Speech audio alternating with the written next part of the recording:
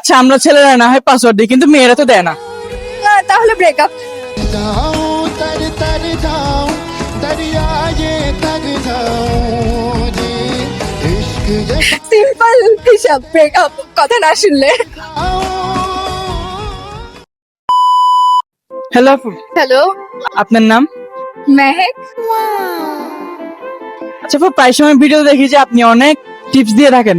তা আমি জানতে চাই যে যারা রিলেশন করে, যেসব ছেলেরা রিলেশন করে, ওদের যে গার্লফ্রেন্ড গুলো আছে এগুলোকে কেমনে টাইট দেওয়া যায়?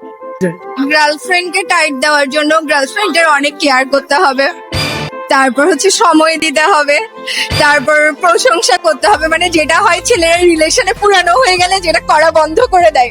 তারপর হচ্ছে অন্যান্য মেয়েদের দিকে তাকানো বন্ধ করতে হবে, আর ফেসবুকে পাসওয়ার্ড দিয়ে দিতে হবে।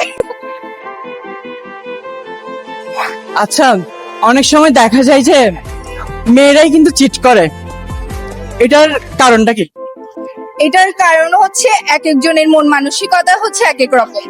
অনেকে হচ্ছে কি লয়াল থাকতে ভালোবাসে, অনেকে হচ্ছে কি 10-12 জায়গায় মুখ দিতে ভালোবাসে। So, এটা হচ্ছে যার যার মেন্টালিটির উপর। কেউ যদি মনে করে না আমি এই ছেলের জন্য লয়াল থাকবো, দেন সে থাকবে, বা আমি এই মেয়ের জন্য লয়াল থাকবো, সেখান থেকে তারা থাকবে।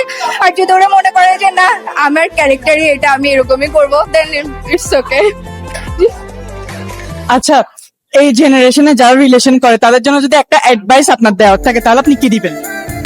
এই জেনারেশনে যারা রিলেশন করে তাদের জন্য অ্যাডভাইস এটাই যে রিলেশন করলে রিলেশনের মতো করেন, কারণ হচ্ছে মন ভাঙা আর মসজিদ ভাঙা একই কথা।